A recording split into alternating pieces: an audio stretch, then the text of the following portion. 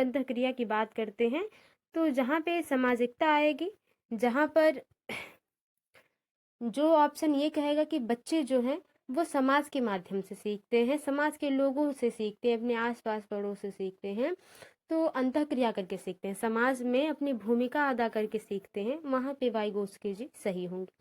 तो ऑप्शन देखते हैं, जब पुनर्बलन प्रदान किया जाता है परिपक्व होने से, अनुकरण से, वयस्कों और समवयस्कों के साथ परस्पर क्रिया से। तो देखिए पुनर्बलन की बात वाइगोत्स्की जी नहीं कहते हैं, ठीक है। थॉर्नडाइक साहब और और भी हल साहब, ये लोग पुनर्बलन की बात करते हैं, लेकिन वाइगोत्स्की जी पुनर्बलन की बात नहीं करते। पुनर्बलन आप समझ रहे होंगे, पुनर्बलन उसको कहा जाता है जहाँ पर आप कोई चीज़ करके देकर काम को करवाएं। जैसे कि बच्चे से कहा जाए, बेटा अगर आप एक पोयम आज सुनाते हो तो हम आज आपको जो है एक टॉफी देंगे या 5 रुपए देंगे, ठीक है। तो ये एक प्रकार का पुनर्बलन हो जाता है, ठीक है। और ये पुनर्बलन उद्दीपक के रूप में कभी कभी काम करता है, कभी कभी रुचि जो है कि बच्चों में एक जिज्ञासा के रूप में कि हाँ अगर मैं ये काम करूंगा तो मुझे पुनर्बलन यानी कि ये चीज़ मुझे दी जाएगी, ठीक है। तो ये इसकी बात वाइगोत्स्की जी नहीं करते। परिपक्व होने से, ये परिपक्वता की बात यहाँ पे नहीं करते, बच्चों के सीखने की बात है। अनुकरण की बात स्किनर साहब ज़्यादा करते हैं, वाइगोत्स्की जी नहीं करते हैं, ठीक है। वयस्कों और समवयस्कों के साथ परस्पर क्रिया करके, यानी कि उनसे बातचीत करके, उनके व्यवहार में ढलकर बच्चे अच्छा सीखते हैं। ये चौथा ऑप्शन बिल्कुल सही हो जाएगा। आगे देखते हैं, सीखना लर्निंग क्या है, यानी कि कोई भी चीज़ हम सीख रहे हैं जिसको हम अधिगम भी कह सकते हैं। यहाँ पे सीखना है, कहीं अधिगम भी आ सकता है, ठीक है। बहुत ही बेसिक प्रश्न है ये। तो अधिगम क्या है, सीखना क्या है, लर्निंग क्या है, ये पूछा जा रहा है। सीखने वालों के संवेगों से प्रभावित नहीं होता, संवेगों से छिड़ संबंध रखता है। सिखाने वाले के संवेगों से, सीखने वाले के संवेगों से स्वतंत्र है या सीखने वालों के संवेगों से प्रभावित होता है। देखिए अधिगम क्या है पूछा जा रहा है। ऑप्शन के हिसाब से पहला ऑप्शन कह रहा है कि सीखने वाले के संवेगों से प्रभावित नहीं होता है, तो ऐसी बात नहीं है। अगर आप कोई चीज़ सीख रहे हैं और उसको आप भली भांति अच्छे से सीख जाते हैं तो आप में एक मोटिवेशन आता है, आप एक मोटिवेट हो जाते हैं अंदर से कि वाह मैंने इतने कम समय में या इतनी मेहनत में मैंने ये चीज़ सीखी है। तो संवेग, संवेग यानी कि जो आपका मन, अंदर का जो भाव है मन का, यानी कि आपकी भावना, ठीक है, आपके संवेग जैसे क्रोध, डर, भय, प्रेम, ये सारे संवेग है जो मैकडूगल साहब ने अपने थ्योरी में बताया है। मैकडूगल साहब ने अपने थ्योरी में बताया है संवेग और जो है उनके कारक जो हैं अलग अलग उन्होंने बताए हुए हैं और अच्छे से उस पर बातें भी की जा चुकी हैं। संवेगों से छिड़ संबंध होता है, सीखने का संवेगों से छिड़ संबंध नहीं होता है। सीखना ही ऐसी चीज़ है, अगर आप मान लीजिए सीटेट की तैयारी कर रहे हैं, आप सारे सब्जेक्ट्स को लेकर सीख रहे हैं, बहुत मोटिवेटेड है और बाई चांस ईश्वर न करे कि आपका नहीं होता है, क्योंकि देखिए पॉजिटिव निगेटिव हर एक हिस्से का पॉजिटिव और निगेटिव पहलू होता है। तो नहीं होता है तो आपका संवेग, आप मन से क्या भाव आपका आएगा कि इतनी मेहनत की फिर भी नहीं हुआ, तो आप कहीं ना कहीं डिमोटिवेट होंगे। तो छिड़ नहीं, बहुत गहरा संबंध होता है, ये भी नहीं होगा। सीखने वाले के संवेगों से स्वतंत्र है, कभी भी अधिगम स्वतंत्र नहीं हो सकता। जब भी आप कुछ सीखते हैं, अगर अच्छा सीखते हैं या बुरा सीखते हैं तो वो आपके मन में इफेक्ट पड़ता है उसका, तो ऐसा नहीं कि स्वतंत्र है। सीखने वाले के संवेगों से प्रभावित होता है, बिल्कुल यही सही है चौथा ऑप्शन, कि जो भी हम सीखते हैं वो हमारे मन में हमारे भाव को परिवर्तित करता है, ठीक है। पियाजे के अनुसार विकास को अधिगम प्रभावित करने में निम्नलिखित कारकों में से किसकी भूमिका महत्वपूर्ण होती है, ठीक ना, किसकी भूमिका महत्वपूर्ण होती है पियाजे के अनुसार। पियाजे जी क्या कहते हैं, भाषा, पुनर्बलन, भौतिक विश्व के साथ अनुभव, अनुकरण। तो पियाजे जी भाषा की बात नहीं करते, ठीक है। हाँ, वाइगोत्स्की और पियाजे जी एक भाषा की बात करते हैं जो बच्चा अपने आप से बात करता है, यानी आंतरिक भाषा। आंतरिक भाषा यानी कि कोई काम करते हुए बच्चा अपने मन में ही गुनगुना रहा है, अपने आप से ही बात कर रहा है, तो पियाजे जी उसको अहम केंद्रित भाषा कहे हैं और वाइगोत्स्की जी उसको निजी भाषा कहे हैं। तो यहाँ से बहुत ही टॉपिक प्रश्न मैंने आपको बताया, ये आप बहुत ज़्यादा घुमा फिरा के क्वेश्चन पूछता है, लेकिन पूछता जरूर है हर एग्जाम में, सीटेट के एग्जाम में, पैरागॉजी में। तो भाषा नहीं, पुनर्वलन की बात ये करते नहीं है, अनुकरण की बात भी ये नहीं करते, ये बात करते हैं भौतिक विश्व के साथ अनुभव, यानी कि जो उनके आस पास पड़ोस में हो रहा है उनसे वो सीख रहे हैं, उनसे जो उनका अनुभव है उससे वो क्या कर रहे हैं, सीख रहे हैं। तो विकास जो है वो प्रभावित होता है कि वो अपने दैनिक जीवन में क्या कर रहे हैं, उनके आसपास पड़ोस में अनुकूलता क्या है। आगे देखते हैं, पूर्व संक्रियात्मक काल में आने वाले संज्ञानात्मक योग्यता है। देखिए इसके बाद कौन करता है, देखिए अमूर्त चिंतन, ये आप बताइए कि संज्ञानात्मक सिद्धांत ये किसने दिए, किसके द्वारा दिया गया है। आई होप आपको पता होगा, इसमें कोई बड़ी बात नहीं है। तो अमूर्त चिंतन की योग्यता, अभिकल्पनात्मक निष्कर्ष चिंतन, लक्ष्य उद्दिष्ट व्यवहार की योग्यता, दूसरे की दृष्टिकोण को समझने की योग्यता। देखिए एक पूर्व संक्रियात्मक अवस्था होती है, फिर पहले तो संवेदी पेशी अवस्था होती है, फिर दूसरी पूर्व संक्रियात्मक, फिर तीसरी मूर्त और चौथी अमूर्त। 4 संज्ञानात्मक थ्योरी इन्होंने दी है। ठीक है, तो पूर्व संक्रियात्मक काल के हिसाब से बच्चे की संज्ञानात्मक योग्यता कैसी होती है। अमूर्त चिंतन पूर्व में नहीं होगा, अमूर्त संक्रियात्मक अवस्था जब होगी तब बच्चा अमूर्त चिंतन करता है। अभिकल्पनात्मक निष्कर्ष बच्चा नहीं निकाल पाता। यहाँ लक्ष्य उद्दिष्ट व्यवहार की योग्यता, पूर्व संक्रियात्मक काल में बच्चे में ये होता है कि ये गुड़िया जो है वो मुझे चाहिए तो चाहिए, इसको इससे फायदा हो या ना हो, क्या होगा, जरूरी है या नहीं। तो लक्ष्य उद्दिष्ट व्यवहार की योग्यता होती है, एक लक्ष्य होता है बच्चे में, जब तक बच्चा वो पा नहीं लेगा तब तक बच्चा बैठेगा नहीं शांत। तो ये पूर्व संक्रियात्मक अवस्था में होती है। तीसरा ऑप्शन बिल्कुल सही हो जाएगा, जो कि 2 से 7 वर्ष की अवस्था होती है। ठीक है, यानी कि पेशी अवस्था जो है वो जन्म से 2 वर्ष होती है, 2 वर्ष, और ये 2 से 7 वर्ष होती है। आगे बहुत से ऐसे प्रश्न हैं, तो देखते हैं। वाइगोत्स्की के अनुसार सीखने को पृथक नहीं किया जा सकता, यानी कि अधिगम जो है अलग नहीं है।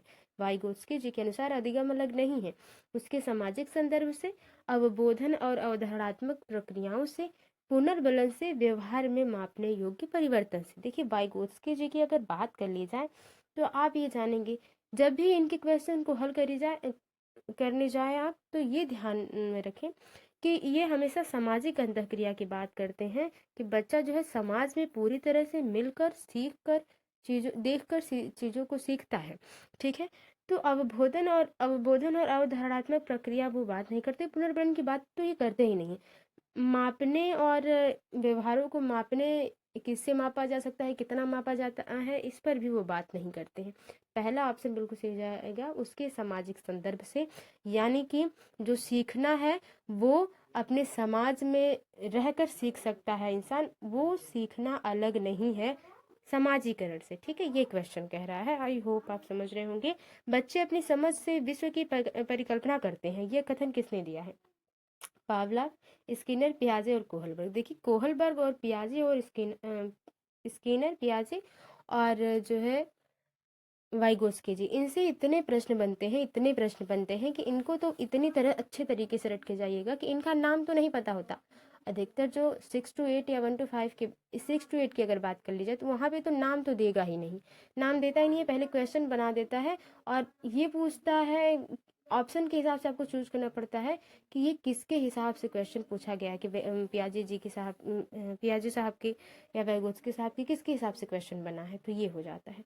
तो देखिए बच्चे अपनी समझ से विश्व की परिकल्पना करते हैं, यानी कि विश्व ऐसा होगा, बच्चे ऐसा सोचते हैं। तो ये जो है पियाजे जी ही ऐसी बात करते हैं, ये कथन इनके द्वारा दिया गया है। वैसे कथन बहुत ज़्यादा नहीं पूछे जाते सीटेट में, यहाँ पे बस ऐसे ही ले लिया गया था। बालकों की सोच अमूर्तता की अपेक्षा मूर्त अनुभव एवं प्रत्ययों से होती है, यह अवस्था है। यानी कि कौन सी ऐसी अवस्था है, ये देखिए 7 से 12 वर्ष, 2 से 7 वर्ष, 12 से वयस्क तक और जन्म से 2 वर्ष। ये देखिए ऑप्शन देखेंगे और क्वेश्चन देखेंगे तो ये जो है, जो अभी अभी हम लोगों ने संज्ञानात्मक थ्योरी पढ़ी है, पेशी अवस्था, संवेदी पेशी अवस्था, पूर्व संक्रियात्मक अवस्था, मूर्त और अमूर्त, वहीं से है। देखिए जन्म से 2 वर्ष ये संवेदी पेशी अवस्था है। ठीक है, और 2 से 7 वर्ष पूर्व संक्रियात्मक अवस्था है, 7 से 12 जो है वो मूर्त है, और 12 से वयस्क तक ये अमूर्त संक्रियात्मक अवस्था है। ठीक है, तो ये संज्ञानात्मक थ्योरी से पूछा गया। ये किसके द्वारा पूछा गया ये मैं नाम न लूँ, मैं यही कोशिश कर रही हूँ कि आप कमेंट बॉक्स में बताएंगे ज़रूर। ठीक है, तो मूर्त अनुभव और प्रत्यय से होती है, वो कौन सी है? तो आप समझ रहे हैं कि बच्चा जो सामने देख रहा है, मूर्त यानी कि जो सामने दिख रहा है, ठीक है, उसी से बच्चा अनुभव कर पा रहा है और सीख रहा है। तो वो 7 से 12 वर्ष की उम्र हो जाएगी, मूर्त संक्रियात्मक अवस्था में बात हो जाएगी। क्वेश्चन पढ़ते हैं।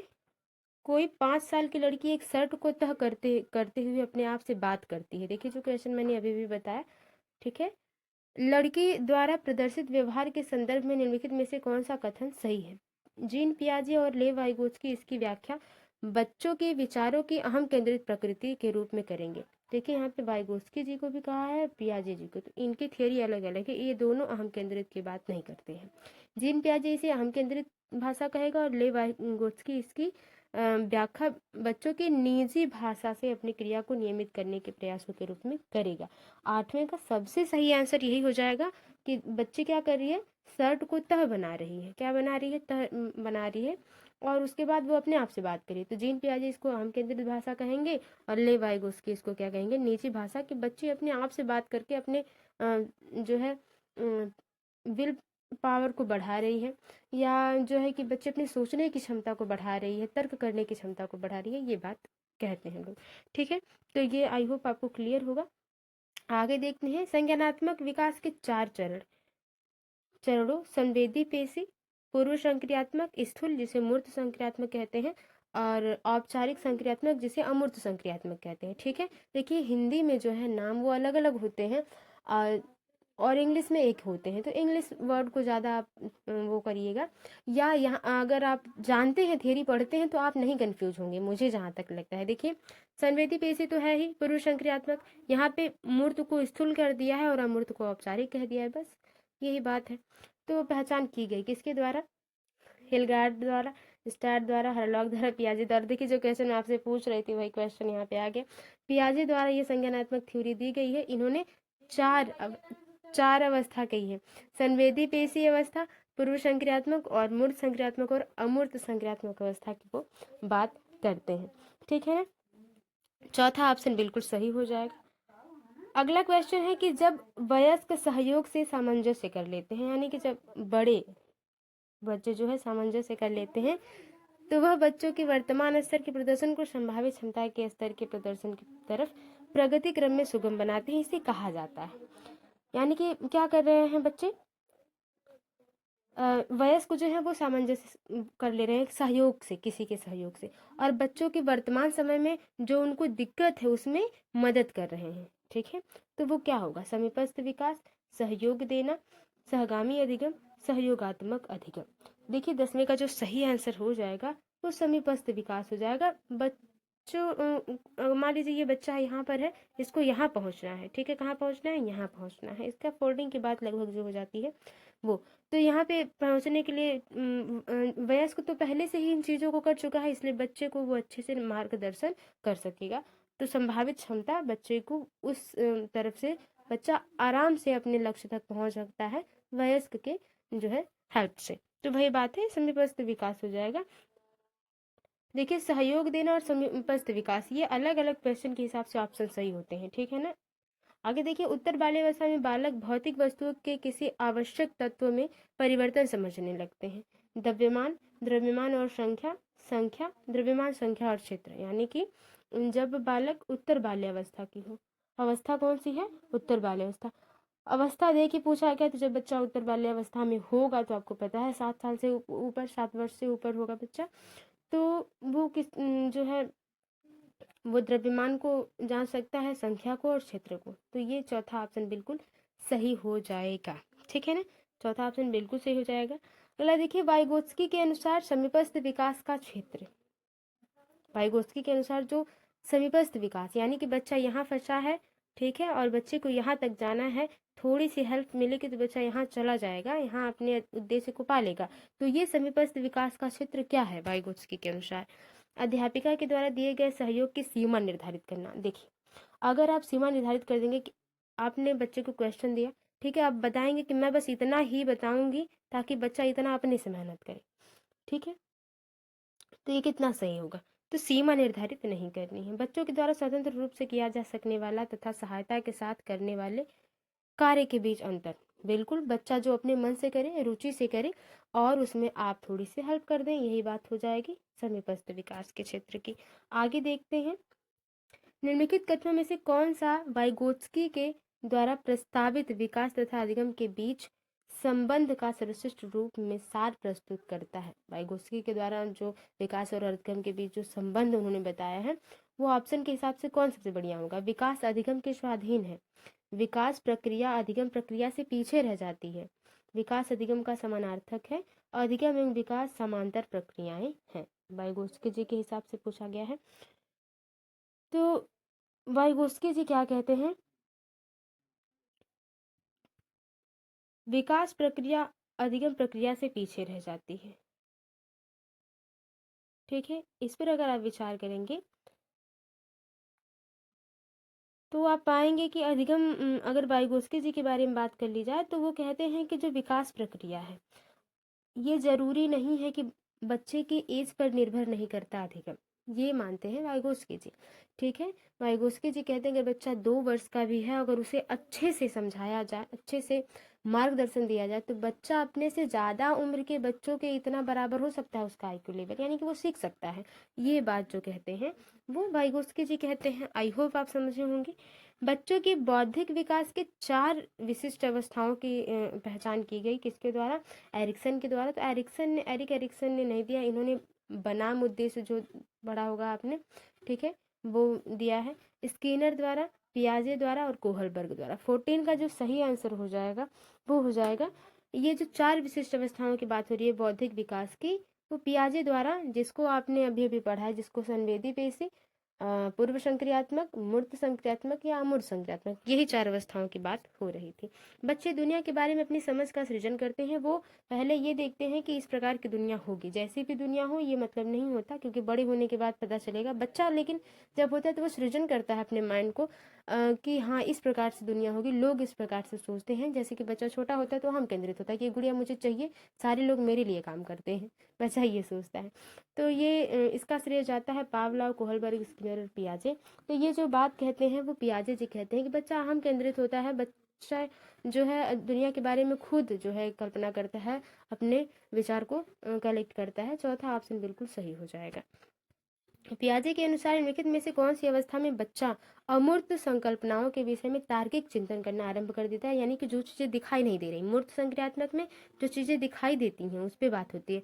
अमूर्त संकल्पनात्मक यानी कि जो चीजें न दिखाई दे, बल, ऊर्जा, वायु, जो चीजें न दिखाई दे, गुरुत्वाकर्षण बल, ये सारी चीजें। ठीक है, तो ये कब बच्चा चिंतन करेगा? औपचारिक संक्रियात्मक अवस्था यानी कि अमूर्त संक्रियात्मक अवस्था। ठीक है, संवेदी पेशी अवस्था, पूर्व संक्रियात्मक या मूर्त। देखिए, मूर्त को कभी कभी मूर्त भी कहा जाता है, कभी कभी स्थूल भी कहा जाता है, तो अनेक नाम है इनके हिंदी में। औपचारिक को आप अमूर्त भी कहते हैं और औपचारिक भी कहते हैं। ठीक है, तो जब अमूर्त चिंतन करेगा बच्चा तो जाहिर सी बात है कि बच्चा क्या है, औपचारिक संक्रियात्मक अवस्था में, अमूर्त संक्रियात्मक अवस्था में। ठीक है, जन्म से 2 वर्ष होती है, 2 से 7 वर्ष होती है, 7 से 11 वर्ष, यहाँ 12 वर्ष से ऊपर या 11 वर्ष से ऊपर हो जाती है। ये औपचारिक संक्रियात्मक अवस्था, इन्होंने पियाजे साहब ने जो है ये वर्ष निर्धारित किए हैं इन अवस्थाओं को बांटते हुए। पियाजे के अधिगम के संज्ञानात्मक सिद्धांत के अनुसार वह प्रक्रिया जिसके द्वारा संज्ञानात्मक संरचना को संशोधित किया जाता है कहलाती है। यानी कि जो बच्चे ने सीखा है उसमें उसमें क्या, उसमें संशोधित करना है। बच्चे ने काले कौवे को देखा और काली कोयल को देखा, ठीक है, उसे लगा दोनों चिड़िया एक जैसी हैं, लेकिन बाद में जब उसने आवाज सुनी तो बच्चे ने देखा कि हाँ ये तो दूसरा है पक्षी है, ये दूसरा पक्षी है, भले रंग एक जैसा है। तो जब बच्चा पहले तो बच्चे ने ये देखा कि ये दोनों पक्षी हैं, बाद में जब बच्चा संशोधित करता है कि नहीं ये कौवा है और ये कोयल है, तो उसको क्या कहेंगे? प्रत्यक्षण, समायोजन, समावेशन और स्कीमा। देखिए, 17 की बात कर ली जाए तो ये समायोजन बच्चा कर लेगा। क्या कर लेगा? समायोजन कर लेगा। जो बच्चे ने पहले से सीखा है उसमें क्या करना? बदलाव करना, उसमें नए चीज को जोड़ना, समझना, समायोजन कर लेना, वही चीज। ठीक है, इस पे बहुत बड़ी चर्चा हो जाएगी अगर पूरी तरह से हम लोग बात कर ले। कोशिश की जाएगी कि मैंने कहा था कि कम समय में किया जाए क्वेश्चन को हल। तो कोहलबर्ग के अनुसार शिक्षक बच्चों में नैतिक मूल्यों का विकास कर सकता है। किस प्रकार से? धार्मिक शिक्षा को महत्व देकर, व्यवहार के स्पष्ट नियम बनाकर, नैतिक मुद्दों पर आधारित चर्चाओं में उन्हें शामिल करके, कैसे व्यवहार किया जाना चाहिए इस पर कठोर निर्देश देकर, यानी कि उसे डरा धमका के। 18 के सही आंसर की बात कर ली जाए तो बताने की जरूरत नहीं है कि नैतिक मुद्दों पर हम क्या करें, चर्चा करें। जब बच्चे वाद विवाद करेंगे तो उन्हें खुद पता चलेगा कि क्या चीजें गलत हैं क्या सही। तीसरा ऑप्शन बिल्कुल सही हो जाएगा। आगे है वाइगोत्स्की के बच्चों के सीखने में निम्नलिखित में से किस कारक की महत्वपूर्ण भूमिका पर बल देते हैं वाइगोत्स्की जी बच्चों के सीखने पे? अनुवांशिकता को, नैतिक को, शारीरिक को, सामाजिक को। तो देखिए किसको, वाइगोत्स्की जी की बात हो रही है तो ये हमेशा सामाजिक के साथ जाएंगे, सामाजिकता को इन्होंने ज्यादा वरीयता दी है। अगला है कि निम्नलिखित में से कौन सा निहितार्थ पियाजे के संज्ञानात्मक विकास के सिद्धांत से नहीं निकाला जा सकता? बच्चों की अधिज्ञानात्मक तत्परता के प्रति संवेदनशीलता, व्यक्तिगत भेदों की स्वीकृति, खोजपूर्ण अधिगम, शाब्दिक शिक्षण की आवश्यकता। नहीं निकाला जा सकता संज्ञानात्मक विकास के सिद्धांत पियाजे जी के। ठीक है, तो आप पता है शाब्दिक शिक्षण की आवश्यकता, जो बच्चा सीख रहा है, ठीक है, और जिस विधि से सीख रहा है इसको निकालना संभव नहीं है। चौथा ऑप्शन बिल्कुल सही हो जाएगा। ये थे टॉप 20 प्रश्न। आई होप आपको समझ में आए होंगे। वीडियो थोड़ी सी भी हेल्पफुल लगी, वीडियो को लाइक करें, शेयर करें, कमेंट बॉक्स में बताएं कि आपका स्कोर इन 20 प्रश्नों में से कितना रहा। मिलते हैं आपसे अगली वीडियो में, तब तक के लिए bye bye, take care, be positive, be motivated. धन्यवाद।